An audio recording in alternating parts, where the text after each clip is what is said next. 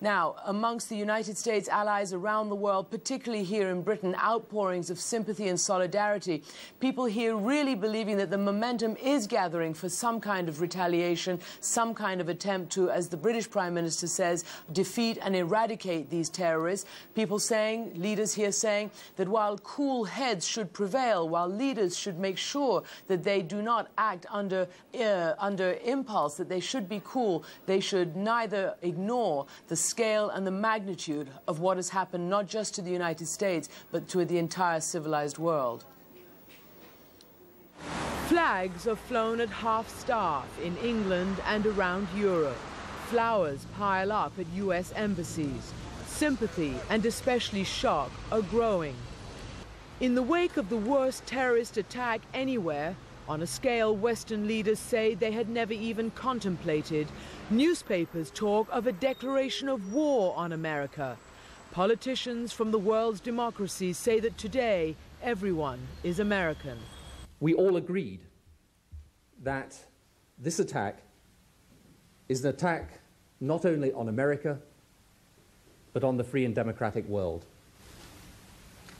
It demands our complete and united condemnation, our determination to bring those responsible to justice. European bourses and brokers suspended trading for a minute to show respect for the dead. Un minuto di silenzio. European leaders have called emergency security meetings, and for the first time in its history, NATO has invoked its Cold War treaty that provides for all members to come to the defense of any one of its members under attack. We stand firm, we stand committed. Thank you very much. One after the other, world leaders stood up in sympathy and solidarity. President Vladimir Putin saying that Russia will observe a moment of silence on Thursday. German Chancellor Gerhard Schroeder says that Germany stands with America and everyone who's for peace and freedom around the world. The same messages came from all European capitals, from Japanese leaders and the Chinese president as well. There were sour notes sounded too. Some people in some countries said the catastrophe should be a warning to the United States.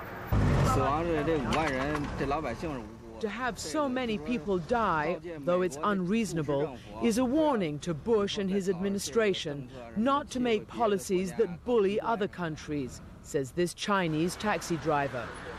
Back in Britain, which is one of America's strongest and closest allies, Prince Charles came to offer condolences to the United States ambassador, mindful that many Britons working in New York are likely to be among the victims.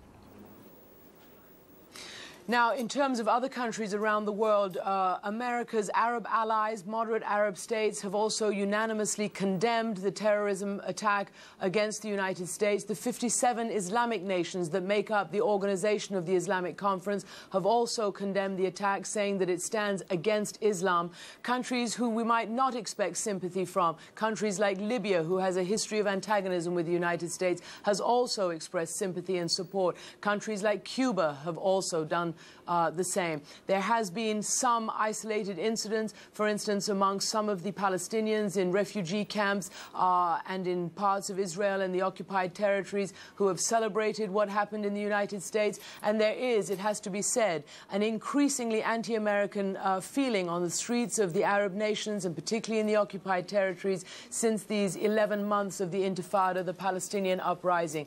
But overwhelmingly, the feeling around the world has been one of support, sympathy and solidarity. Solidarity, not just for the United States, but for the values, they say, the common values that make everyone in the world a target.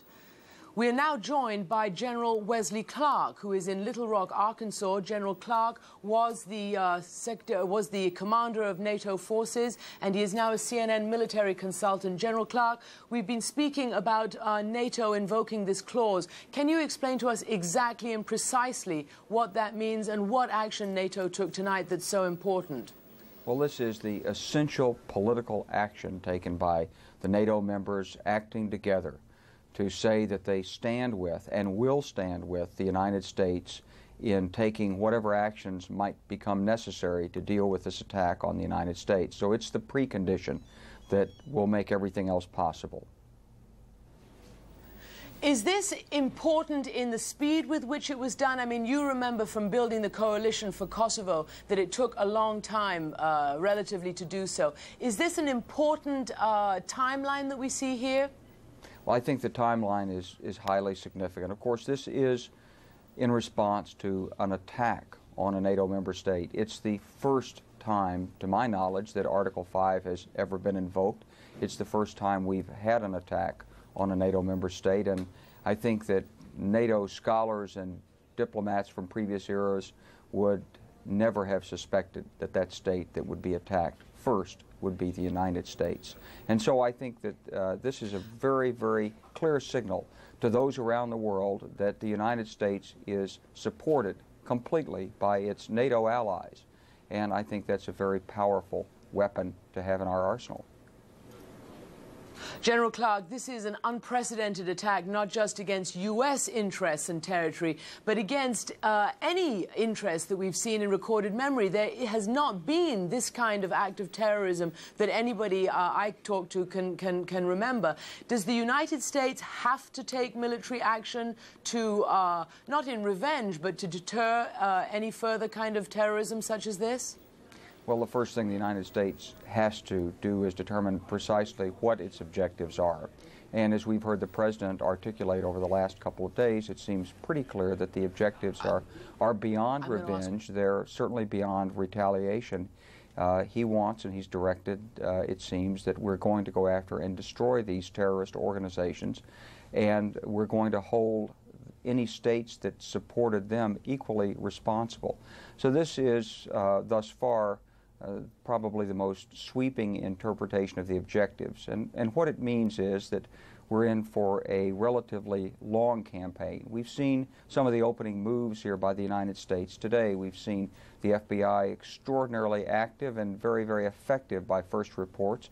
We've had today the word from Attorney General Ashcroft and the FBI director about their activities and what they've found in the Boston area, for example, and they're following up leads in Florida. And presumably other nations are right now taking the same and similar activities, either in response to this or other chains of evidence that might be available. So the first step is to gather the information and then to follow it through and take this organization and the people out. And Christiane, if I could just say, there may well be a military strike or whatever associated with this, but let's remember that the target here, these aren't buildings that we're after. These are the people who masterminded this and all of their supporters. And so simply striking in revenge at an isolated training camp or whatever, that's not likely to be the objective here at this time. Not now. So what is, General Clark? We're talking about a faceless, maybe nameless terrorist organization, potentially, if they decide that it is Osama bin Laden. This is an organization, apparently, that has successfully morphed into sort of semi-autonomous operating cells around the world. Can you tell us how you take these people out? Well, I think we're seeing the first evidences of that right now by the action of the FBI and the local police in Boston. I think you take them out person by person, face by face. It is an organization with faces, and they can be identified and removed. General, we have to go. We've got some breaking news that Atlanta is making us aware of. Bill? Christiane, thank you. Back here, we're trying to again piece together the final moments of the 4 airline flights yesterday, specifically United Airlines Flight 93 that went down in Somerset County, Pennsylvania. Miles O'Brien tracking that with more information of what may have taken place on board before that plane crashed. Miles? Well, Bill, let's remind our viewers once again of the flight path of United Airlines Flight 93. Take a look at this information, which comes from Flight Explorer. This is based on Federal Aviation Administration radar data. The plane left Newark Airport at 8:43 in the morning, flew all the way out toward Cleveland, did a 180-degree turn, flew over Pittsburgh, and then ultimately crashed in the Somerset County area. There's a good look at that track without it animated. You can see exactly what it did. The big mystery has been, why did it go down there when it appeared to be homing in on the Washington area? Well, we've just heard from some people who had a relative on board that plane, Jeremy Glick, who was traveling with his 2-month-old child, Emerson. During the course of when it became apparent this was a hijacked aircraft, he called home. In the course of that conversation, people at home, his mother and his wife, called 911 operators, conferenced them in. But during this conversation, it became evident to Mr. Glick that there had been a plane which had crashed already at the World Trade Centers. He put the phone down, according to his family members, shortly, came back on the line and indicated that he had just taken a vote among the men on board this plane, and there were a total of, it was a sparsely populated plane, only 38 passengers, had taken a poll of the men on the plane and had made the decision to try to overpower the hijackers. We don't know what happened then. The line went dead. We do know that this particular flight did not make it to the Washington area. There has been some supposition that it might have been intended to strike the Capitol, perhaps. Camp David is one of the targets. We don't know that for a fact, but the fact is there was a vote, according to a member of a passenger on that flight, a vote to overpower the hijackers. Subsequent to that, that flight apparently went out of control and crashed into this rural part of Pennsylvania. Just one more piece of the puzzle here as we go through these flight paths and piece together this information. Almost each of these flights has at least one phone call or some sort of conversation or air traffic control communication which is giving us some sort of insights as to what was going on board. Bill? And Miles, and while we discuss this, was there any information given? The Attorney General described 3 to 6 men on each airplane. Any description given of the hijackers at that time and the number on board that plane? Well, there was a description that was given. I cannot relay it to you right now. I don't have that information. There was an indication that there were 3 hijackers on board that particular flight. We have heard that on some of the others there were 2, but in this case we heard there were 3 hijackers on the flight. And Miles, I know you're a pilot. What strikes me from yesterday, these large airplanes, 757s, 767s, the very few number of passengers on board each one. And also, if you look at the weather across the country yesterday, very few delays possible anywhere because basically there were clear skies yesterday. One would think in the planning and the detail this would have to be the case in order to avoid any possibility that one flight could be delayed in another part of the country or in another city. Have you picked up on that as well? Well, I mean, we are getting a little bit into the area of speculation here, but the fact that it was a clear day is quite remarkable. There's a couple things to consider. First of all, as you pointed out, less likelihood of a serious series of delays which would have undermined the timing of all of this. But another thing to consider as well is the fact that this aided navigation, aiming for those targets. If you presume for a moment that the hijackers were in control, and every pilot I've talked to a person tells me that the 3 flights that were successful at hitting those targets were undoubtedly controlled by the hijackers. If you accept that supposition, you're talking about someone who may or may not have a tremendous amount of aviation experience, perhaps very limited aviation experience, and might be just flying by what pilots call dead reckoning. In other words, pointing out landmarks and aiming toward them.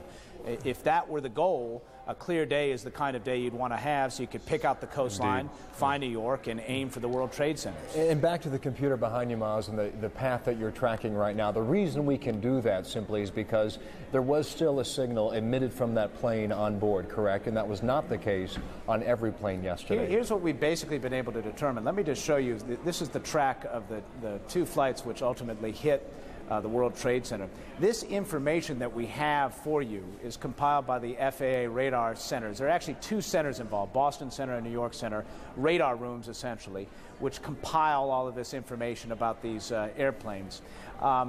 We have some erroneous information about the altitudes, which it's kind of a complicated technical issue, but the bottom line is we wouldn't have that much information if a device called a transponder was not operative on these aircraft. The transponder essentially enhances the signal and allows radar systems operated by the FAA to learn a lot more about an aircraft, its altitude, its position, what sort of aircraft it is.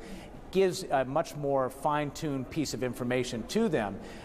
So we have that information for this, for example, American Airlines Flight 11, and that's exactly the radar track. We got about a radar hit every minute or so.